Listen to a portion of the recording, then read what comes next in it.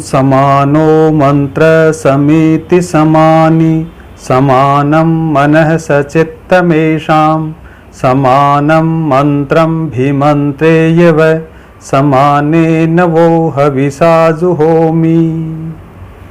जय संघ शक्ति। आज हम मेरी साधना का 84वां अवतरण लेते हैं। नैराश्य नदी में गोते लगाने लग जाता हूँ मैं कभी, शैथिल्य, निरुत्साह, आलस्य, प्रमाद, भय और विकलता के क्षण बहुधा आते हैं जीवन में। मेरी इंद्रियां इस प्रकार के अवसरों का अनुचित लाभ उठाकर अधोमुखी होने को तत्पर हो उठती हैं। जीवन सरिता ढलान की ओर प्रवाहित होना चाहती है। फिसलन आनंद में रूपांतरित होती अनुभव होती है। इतने में ही अंतर्ध्वनि होती है, साधक तेरी साधना तो ऊर्ध्वगामिनी है न। इस अवतरण में साधक अपने मानवीय स्वभाव का वर्णन कर रहा है। वह कहता है कि कभी कभी मैं निराशा की नदी में गोते लगाने लगता हूं। क्यों? क्योंकि ये मानवीय स्वभाव है। जीवन में संघर्ष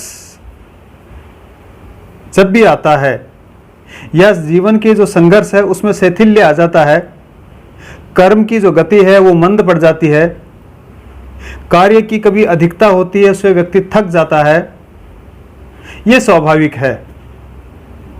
इसमें मंजिल की जो दूरी है उसका भी बड़ा प्रभाव पड़ता है। दूरी कितनी है उस मंजिल की। दूरी यदि ज्यादा होगी तो निराशा आ सकती है, वह स्वाभाविक है। तो साधक भी मनुष्य है, इसलिए उसके भी निराशा आना, कार्य का मंद और तेज होना, ये सब स्वाभाविक है। किसी भी बाहरी या आंतरिक विरोध आ जाए तो उसके कारण भी उत्साह में कमी आ जाती है। लोग जब साथ नहीं देते हैं तो भी साधक निरुत्साहित हो सकता है। व्यक्ति लगातार यदि कार्य करता रहता है तो थकान आना स्वाभाविक है, आलस्य भी आ सकता है, यह भी मानवीय स्वभाव है। उसके प्रमाद आ जाता है, यानी कि कुछ किए बिना ही वो कल्पनाओं में खो जाता है। तो इस प्रकार से जो कल्पनाओं में खोना है, ये भी पड़ा पड़ा ये आदमी सोचने लग जाए कि मैं ये कर लूं, ये हो जाए, वो हो जाए, ये भी उसी को प्रमाद कहते हैं। जब अकेला ये साधना मार्ग पर अग्रसर होता है तो उसकी दूरी है, अकेलापन है, उसकी कठिनाइयां हैं, प्रतिकूलता है, इन सब के कारण उसको भयभीत भी हो जाता है।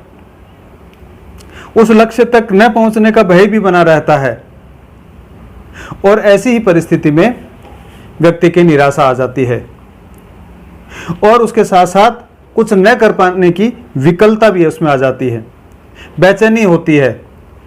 तो साधक कहता है कि ऐसे जो क्षण हैं ऐसे जीवन में बहुत बार आते हैं। ऐसा स्वाभाविक है क्योंकि साधक भी उसी संसार में रहता है, उसी संसार में व्यवहार करता है, इसलिए जो संसार में है उसका प्रभाव भी उस पर पड़ता है। तो नैराश्य नदी में गोते लगाने लग जाता हूं मैं कभी, शैथिल्य, निरुत्साह, आलस्य, प्रमाद, भय और विकलता के क्षण बहुधा आते हैं जीवन में।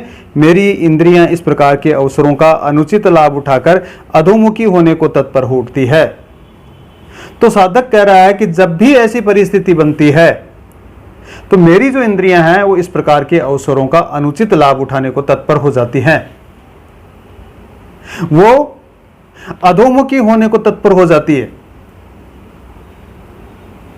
ऐसा भी इंद्रियों का स्वभाव होता है। इससे पहले हमने एक अवतरण 60 नंबर अवतरण था, उसमें हमने पढ़ा कि इन इंद्रियां हैं, इन इंद्रियों और उनके जो प्रलोभन हैं, उन प्रलोभनों के बारे में हमने विस्तार से इसमें बात की थी कि जो इंद्रियों का स्वभाव है वो उसके प्रलोभनों की ओर जाता है। साधक ने भी साधना द्वारा उन इंद्रियों के स्वभाव को ऊर्ध्वगामी बनाने के प्रयास किया और बनाया था उसको, लेकिन जब ऐसी स्थिति आ जाती है तो वो अधोगमी की ओर अग्रसर हो जाती है, वो अधोगामी हो जाती है, क्योंकि वहां सुख का अनुभव होता है। चाहे वो स्वाद का सुख हो, चाहे वो देखने का सुख हो, चाहे वो सुनने का सुख हो, वह स्पर्श का सुख हो, वो गंध का सुख हो, जैसे ही इंद्रियों को ढीला छोड़ते हैं वह उन्हीं सुख प्रतीत होने वाली जो वस्तुएं हैं उनकी ओर भागने लगती है। यह इंद्रियों का स्वभाव है। जिस तरह से मौका परस्त लोग अनुचित लाभ उठा लेते हैं, उसी प्रकार से ये जो इंद्रियां हैं ये मौका पाते ही अनुचित लाभ उठाने लगती है। तो साधक का जो मन है उस पर हावी होने का प्रयास करती है। इंद्रियों को ऊर्ध्वगामी बनाना हो तो थोड़ा जोर आता है। जैसे पहाड़ के ऊपर चढ़ना है तो थोड़ा कष्टदायक होगा, और यदि नीचे उतरना है तो थोड़ा सरलता के साथ में उतरा जा सकता है। उसी प्रकार इन इंद्रियों को साधना के मार्ग पर अगर ऊपर ले जाना है तो उनमें कष्ट होता है, इन इंद्रियों को कष्ट होता है, उसके मन को कष्ट होता है, और उन्हें अपनी मनमानी करने के लिए अगर छोड़ दें तो वो उसे सुख प्राप्त होता है। इसलिए साधक यहां कहता है कि जो फिसलन है वो आनंद में रूपांतरित अनुभव होती है, कि मेरी इंद्रियां इस प्रकार के अवसरों का अनुचित लाभ उठाकर अधोमुखी होने को तत्पर हो उठती है। जीवन सरिता ढलान की ओर प्रवाहित होना चाहती है, फिसलन आनंद में रूपांतरित होती अनुभव होती है। किस प्रकार से आनंद आता है इसको हम एक उदाहरण से समझें। जैसे किसी व्यक्ति को प्रातः 5 बजे उठना है और वह प्रयास पूर्वक अभ्यास करता है और रोज 5 बजे उठता है और उठकर कहीं भी अपना काम करता है, कोई शाखा में जाता है। बहुत दिनों के अभ्यास के बाद भी जब कभी उसके मन में आलस्य और प्रमाद आता है तो उसका मन करता है कि आज थोड़ा सो लेते हैं, और जब वो ऐसा करता है तो उसको सुख की प्राप्ति होती है, उसको सुख की अनुभूति होती है। यानी एक फिसलन है। आज तक 5 बजे लगातार उठ के जा रहे थे और जैसे ही आज थोड़ा सा फिसलन आई तो वो उसमें सुख मिलने लगा। सुख मिला नहीं है, वो सुख है, वो आनंद में रूपांतरित सी प्रतीत होती है। लगता है कि वो सुख है, वास्तव में वो सुख नहीं है। उसे ही अच्छा लगने लगता है और वो उधर ही प्रवृत्त होने लग जाता है। तो ऐसी स्थिति में इतने में ही अंतर्ध्वनि होती है, साधक तेरी साधना तो ऊर्ध्वगामिनी है न। जब ऐसी स्थिति आती है तो साधक के अंदर से एक आवाज उठती है, रे साधक तेरी साधना तो ऊर्ध्वगामी है न, तू कहां इस अधोगामी मार्ग पर पड़ गया। साधक की जो संचित साधना है वो उसे सावधान कर रही है कि तेरा मार्ग तो ऊपर की ओर जाने वाला है, तू कहां नीचे की ओर जा रहा है। इस तरह से साधक की जो निराशा है उसको आशा में बदलने का कार्य उसका जो अंतर्मन है वो कर रहा है। तो साधक इस अवतरण में यही कहता है कि कभी कभी मैं इस प्रकार की निराशा आ जाती है मुझ में, लेकिन फिर से अंदर से इस प्रकार की अंदर ध्वनि उठती है जो मुझे सावचेत कर देती है, और उस निराशा के कारण जो इंद्रियां अधोगामी होने की प्रयास कर रही है मैं सावधान होकर वापस से उनको ऊर्ध्वगामी बनाने का प्रयास करने लग जाता हूं।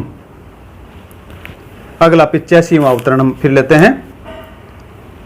मेरी साधना की अतीव मंद प्रगति से भी मैं क्षुब्ध हूं, पर करूं क्या, साधन विहीन और निर्धन जो हूं। नग्न अर्थ की उपासना, उसके केंद्रीयकरण और दोषपूर्ण वितरण का युग है ये। इस संपूर्ण प्रणाली में मेरे तो कुछ भी हाथ नहीं पड़ता।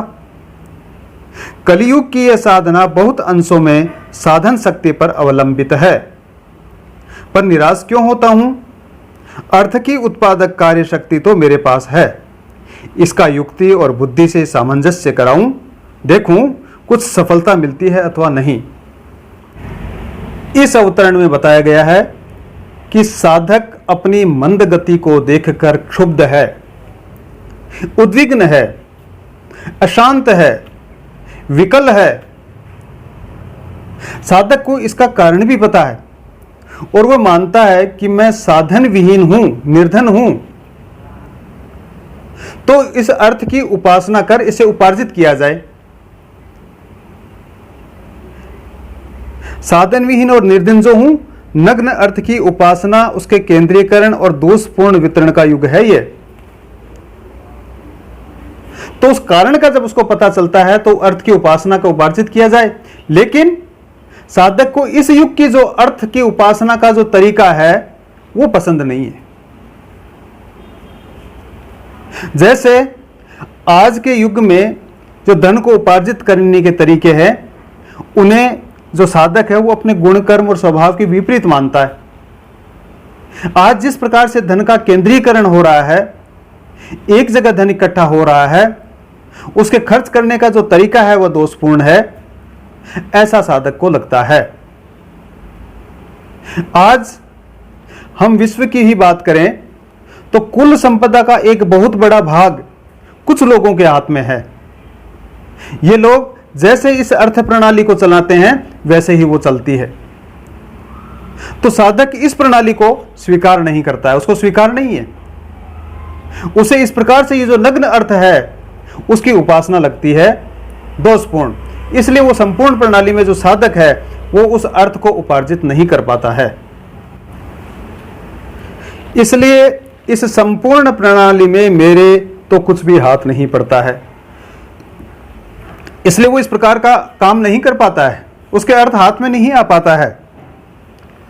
कलयुग की यह साधना बहुत अंशों में साधन शक्ति पर अवलंबित है, लेकिन साधक को लगता है कि इस युग में यानी कलयुग में यह जो साधन शक्ति है उसको जुटाना भी समय की मांग है।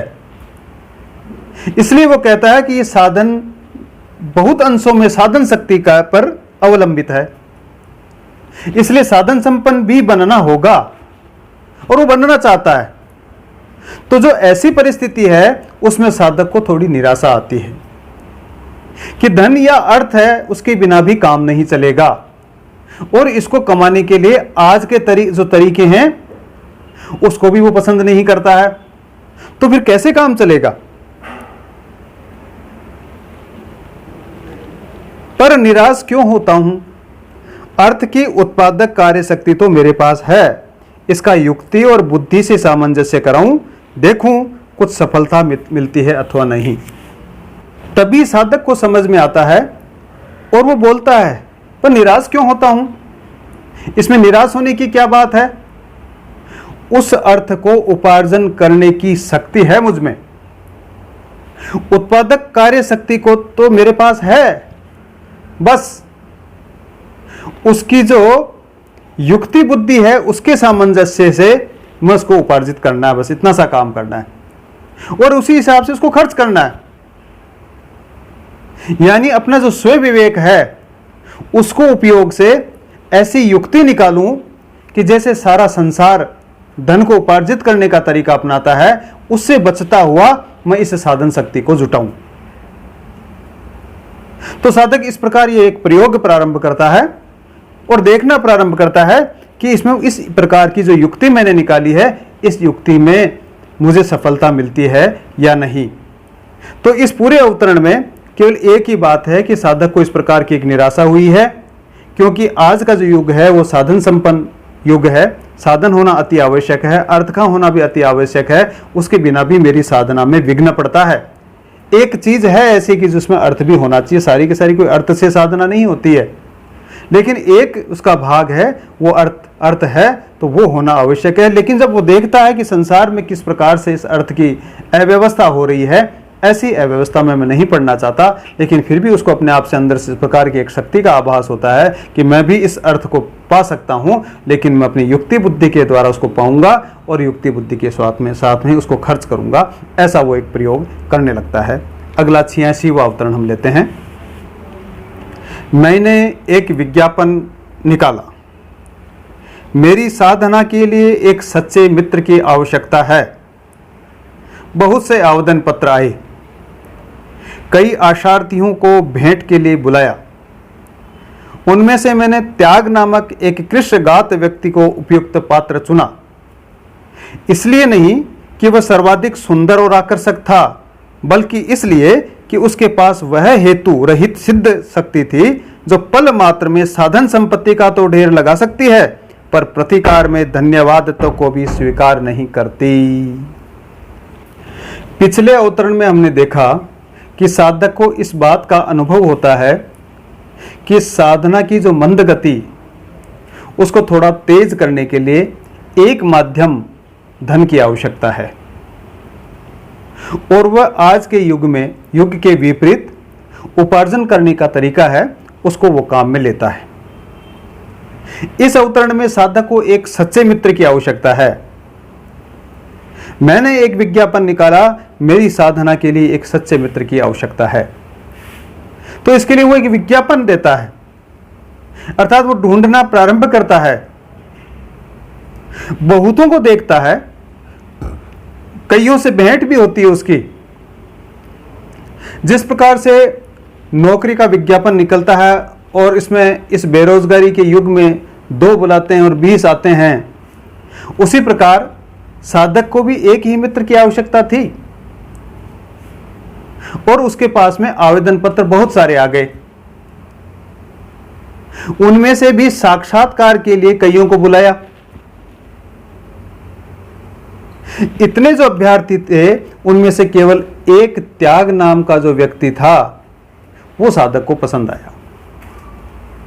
ये जो त्याग है वो दिखने में बड़ा कृष्णगात है, यानी शरीर से बड़ा दुबला पतला है, बड़ा कमजोर है, वो दिखने में कोई स्मार्ट नहीं है, सुंदर और आकर्षक भी नहीं है। इसका मतलब है कि साधक को जिस मित्र की आवश्यकता थी उसको शरीर से स्मार्टनेस की आवश्यकता नहीं थी। तो फिर साधक ने उसमें क्या योग्यता देखी? उसने देखा कि जिसे मैं मित्र बनाना चाहता हूं, ऐसा जो कमजोर व्यक्ति है, ऐसा जो कृषकाय व्यक्ति है, उसके पास में वह सिद्ध शक्ति है जो बिना किसी प्रतिफल के पल मात्र में संपत्ति का ढेर लगा सकता है। और यह मित्र ऐसा है जो बदले में धन्यवाद भी स्वीकार नहीं करता है, यानी उसके किसी भी प्रकार की कोई चाह नहीं है। ऐसा उसको एक मित्र चाहिए था और वो मित्र उसको मिल गया। क्षत्रिय योग संघ की जो साधना है, क्षत्रिय योग संघ स्वयं एक त्याग का जीता जागता उदाहरण है। क्षत्रिय योग संघ की साधना में त्याग को बहुत ही महत्व दिया जाता है। हमने पहले भी बात की थी कि संघ का जो स्वयंसेवक रात दिन इस कार्य में लगे रहते हैं, अपना पैसा खर्च करते हैं, समय देते हैं, सुख छोड़कर कष्टों का जीवन यापन करते हैं, और जब भी संघ और समाज को आवश्यकता होती है उस समय संपत्ति का ढेर लगाने की ताकत भी रखते हैं, और कहीं भी उसके लिए कोई नेम प्लेट लगाने की, पत्थर पे ऊपर अपना नाम लिखाने की चाह भी नहीं रखते। हमारे समाज में भी ऐसे अनेक लोग हैं। इसके जीता जागता उदाहरण क्षत्रिय योग संघ है। क्षत्रिय योग संघ के लगभग 100 शिविर पूरे साल वर्ष भर में लगते हैं और उसका खर्चा लाखों रुपए में होता है। तो ऐसे जो व्यक्ति हैं जो बिना नाम की इच्छा के हैं, ऐसे व्यक्ति खर्च करते हैं। कभी उनको नाम की इच्छा नहीं हुई, उन्होंने कभी यह नहीं कहा कि हमको अखबार में हमारा नाम दिया जाए। कभी भी आकर उन्होंने इस शिविर में इस प्रकार की बात नहीं की कि हमको सब लोगों के सामने हमारा नाम लेकर बताया जाए कि हमने ये शिविर लगाया है या इस शिविर के लिए हमने खर्चा किया है। और इसी प्रकार से क्षत्रिय योग संघ के कार्यालय पूरे राजस्थान और गुजरात में बने हुए हैं, और 10-11 जो भी कार्यालय बने हुए हैं, इन सारे के सारे कार्यालयों का पैसा संघ के स्वयंसेवकों ने, सामान्य स्वयंसेवकों ने दिया। किसी भी धनाढ्य व्यक्ति से किसी प्रकार का चंदा नहीं लिया है। और ऐसे जब स्वयंसेवकों ने अपनी श्रद्धा के अनुसार इतने लाखों रुपए दिए हैं, तो उसमें कहीं भी किसी प्रकार की नाम की इच्छा नहीं है। उनको किसी प्रकार के रसीद की भी आवश्यकता नहीं है कि हमने इतना पैसा दिया तो हमको इस प्रकार की रसीद दें। हिसाब रखने के लिए हम अगर उनको इस पर्ची बना कर देते हैं वो अलग बात है, बाकी उनकी इच्छा इस प्रकार की नहीं है। तो कहने का मतलब है कि जो त्याग है, ये त्याग ही वास्तव में सच्चा मित्र है। श्रद्धेय भगवान सिंह जी साहब संघ प्रमुख कई बार एक बात कहते हैं। वो कहते हैं कि मैंने पूज्य नारायण सिंह जी से एक बार पूछा कि ये जो क्षत्रिय युवक संघ है वो कब तक चलता रहेगा। तो श्रद्धेय नारायण सिंह जी का जवाब था कि जब तक व्यक्ति में त्याग की क्षमता होगी, स्वयंसेवकों में त्याग करने की क्षमता होगी, तब तक क्षत्रिय युवक संघ चलता रहेगा। और जिस दिन ये त्याग नाम की वस्तु समाप्त हो जाएगी, उस दिन क्षत्रिय युवक संघ भी समाप्त हो जाएगा। तो हम देख सकते हैं उस त्याग की कितनी महत्ता है, और इस त्याग के बिना काम नहीं चल सकता है। तो इस अवतरण में जो साधक है वो यही कहना चाहता है कि ऐसे जो सच्चा मित्र है उसकी मुझे आवश्यकता है, जो समाज को जब भी धन की जरूरत हो अपनी साधन संपत्ति का ढेर लगा दे, लेकिन बदले में सम्मान के लिए, माला पहनने के लिए अपने गले को आगे नहीं करता फिरे, अपने नाम की इच्छा नहीं रखे, अपना नाम का पत्थर लगाने की नहीं सोचे, अखबारों में नाम देने की नहीं सोचे। अच्छी बात है कि आजकल इस प्रकार की एक परंपरा चली है कि टीका नहीं लेते हैं और टीके को वापस लौटाते हैं, लेकिन इसमें भी नाम की भूख नहीं होनी चाहिए कि मुझे टीका इसलिए लौटा रहा हूं कि मेरा नाम हो के देखो इन्होंने 11 लाख रुपए टीका दे रहे थे और आज 11 लाख रुपए टीका इन्होंने वापस लौटाया। ऐसी जरूर नौबत ही क्यों आए कि वापस लौटाना पड़े। पहले से ही तय किया कर दिया जाए कि नहीं, यहां सामने भी नहीं आना चाहिए। इस प्रकार का देने की तो बात ही कहां, ये सबसे पहले से ही इस प्रकार की शर्त हो जाए कि सामने नहीं आएगा। ऐसा जब त्याग आएगा जिसमें नाम की किसी भी तरह की भूख नहीं होगी, वो वास्तव में सच्चा त्याग होगा। और वही सच्चा त्याग है और वही एक सच्चा मित्र है। वो मेरी साधना में भी इस प्रकार का अगर सच्चा त्याग वाला मित्र आएगा तो मेरी साधना की जो गति है, वो जो पहले निराशा मंद गति चल रही थी जिससे वो क्षुब्ध था, वो उस मित्र के आने के बाद में और उसकी गति तेज हो जाएगी। यही इस अवतरण में साधक कहना चाहते हैं। ओम शौर्यं तेजो धृतिर्दाक्ष्यं योद्धे चाप्य पलायनम दानमीश्वर भावश्च क्षात्रं कर्म स्वभावजम्। ओम शांति शांति शांति। जय संसद।